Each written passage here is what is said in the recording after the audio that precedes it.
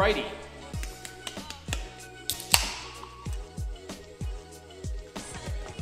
If you guys watched my last video, you saw that in that one, I got, well, I'll pick these up here because I can do it one-handed. Nice new wheels. Got these Rays Engineering wheels. Pretty stoked on that. But wanted to do kind of like a catch-up thing, kind of catch up on comments and stuff that I've seen. I'm gonna start doing this because I'm so scatterbrained. I'm gonna start taking screenshots of some of the key, I guess, key comments I see down in my videos, and then kind of bring them up and then have you guys critique it or kind of talk about what I've been doing. So let's go ahead and start now. So the first thing here I'll bring up is, I keep getting asked, how come you haven't talked on the video about Jeff beating the piss out of my car? So if you guys haven't seen that video, that is down below, I'll link it for you. But it is when Jeff did, well, this.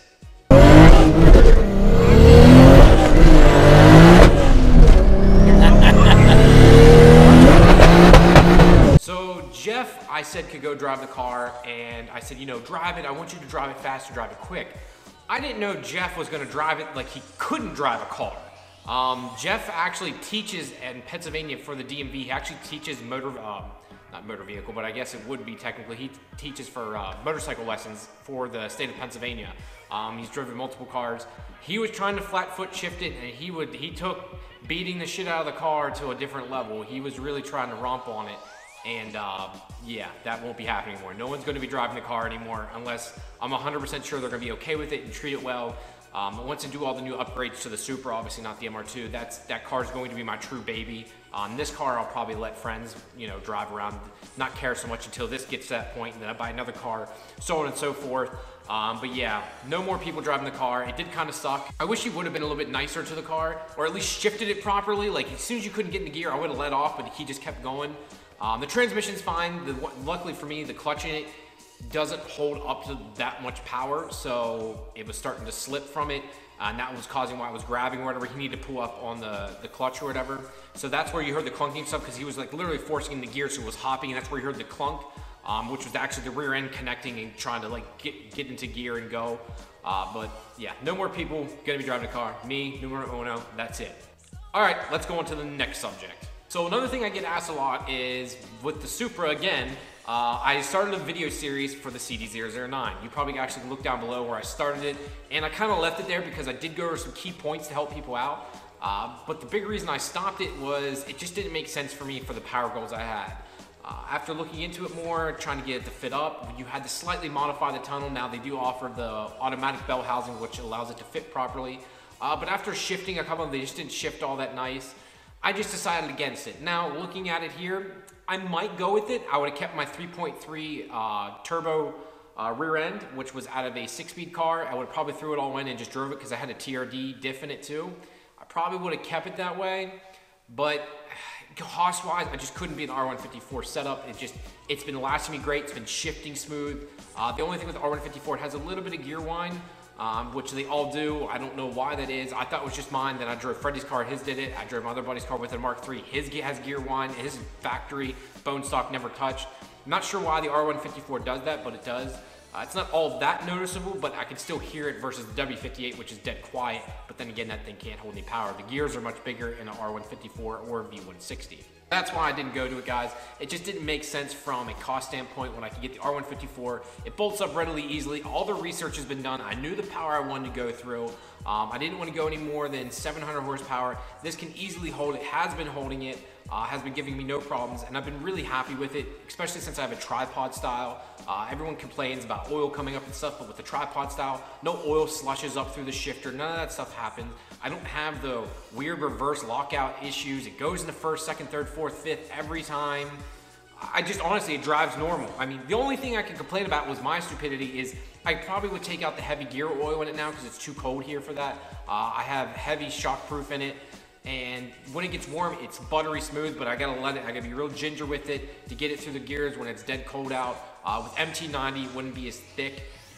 It doesn't hurt anything, but it just makes it really hard to shift, so I probably would, if I keep it this winter, I would drain all that out, put MT90 in it. This way I don't have to worry about that and dick with it. But that's probably my only real complaint so far.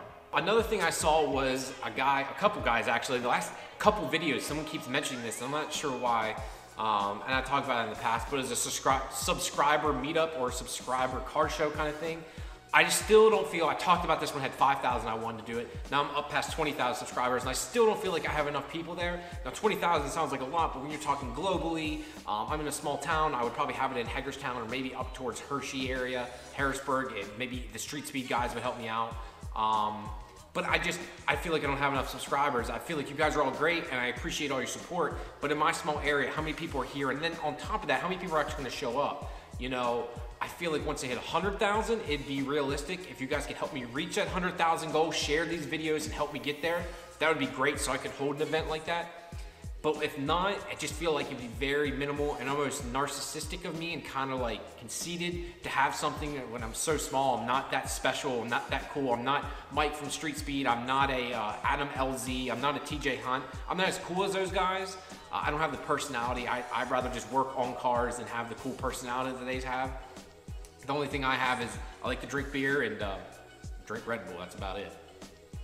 I mean, let me know, guys. Do you think? I mean, I'd like to get a count of who would come. Like, if I do something like that, how many people do you feel would actually come to it? Do you yourself feel like you would make the trip? Again, I'm right outside of Gettysburg, Pennsylvania. So if you want to use that as a point of reference, or Waynesboro, PA is where I actually live. I probably wouldn't hold it in my small town. Just don't have any really where to hold it. That would be cool. I might hold it in Chambersburg, Pennsylvania at the Toyota dealership. I'm very close with the GM of that Toyota dealership. They've had car shows in the past, and since I'm a Toyota guy, it'd be cool to take the Supra up, the MR2, get my other Toyota friends there, and just anyone in general, but having something centered around that so it would make them want to have a show of that nature and then help promote their product, etc. So let me know, guys. Comment down below. If this is something you seriously want, I can easily set it up. Maybe I'll get a DJ and all that stuff too, because I hate when there's no music in the background. Set something of that nature. Let me know if you want to do that. I need to know in the comments. So I got asked, what is the worst car I've owned? Honestly, this is gonna sound real crappy, but it's been my Integra that's sitting over here. Not Integra. I think I had too many keystones. My Acura TSX over here is by far the worst car I've ever owned. It's had multiple issues. The door locks have failed, the sunroofs failed, it burned. By 3,000 miles, mind you, you're not supposed to change it till 5,000 per Acura. It burns through all the oil. Like, there's no oil in the dipstick by 3,000 miles, and the car just hit 100,000 some miles on it. But at 30, 40,000 miles, it was burning oil. Just, the car's really shittily built, honestly. It's been a really shitty car. Really disappointed in something that's supposed to be a Honda, and on top of it's supposed to be high-end being an Acura. Just shit quality out of Honda. I'm just blown away and disappointed for a car. It's not like the motor's been, it's a new motor. I mean, it's been out for a while. It's not like this is the first TSX. This is the second year model of it. So it's like, I don't understand why it has all these issues. It's been back to the dealers and all that stuff multiple times. The car's just never made me happy, but I just held on to it just because I just didn't feel like going back to the dealership and trying to get another car, being honest. I would like to get a Lexus next. I'll probably go back to an IS 250, or I guess the new one's a 200T. I'm a big Toyota guy, and I've always loved Lexus. I love the way they look. I love the style of them. I love the way the interiors are. I just feel like when you buy one of those cars too, they don't have the issues. There's a reason why they're ranked #1 every year in reliability and customer service. They literally, when I bought my 250, I bought the cheapest one they had. It was like $28,000 leftover, 6-speed, no one wanted it. And every time I went there, you would have thought I bought a Lexus LFA. They get you in, they ask you want coffee, would you like some food, they sit you down. The place I go to has a masseuse and all this stuff, and it's all included, and they treat you like gold the whole time you're there. You can't beat Lexus service and Lexus quality too. I mean, you just can't beat it.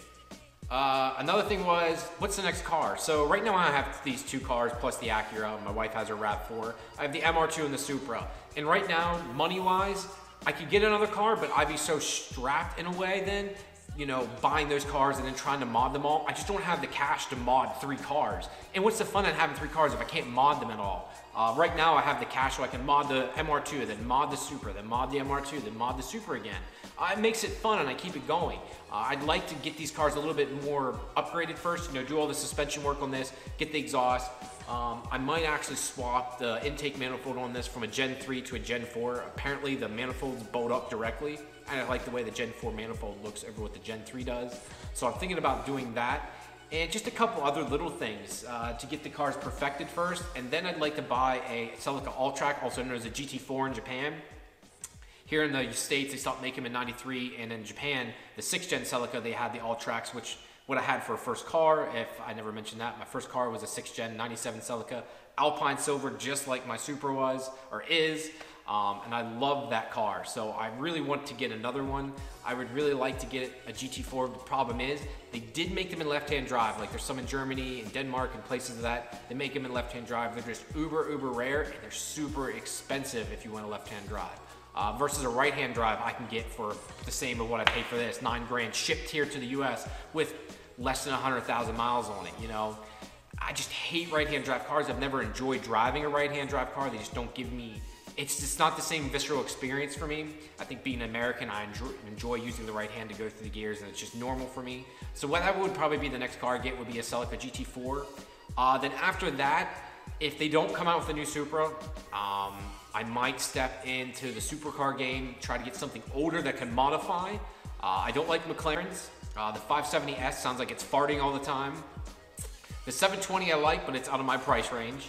The Lamborghini Gallardo is really coming down in price, especially with the Huracan being out there now. But man, that E-gear is terrible. I don't like the finickiness of it. I would much rather have a Huracan. They're still too far up there in price. It's gonna take many years till they start dropping.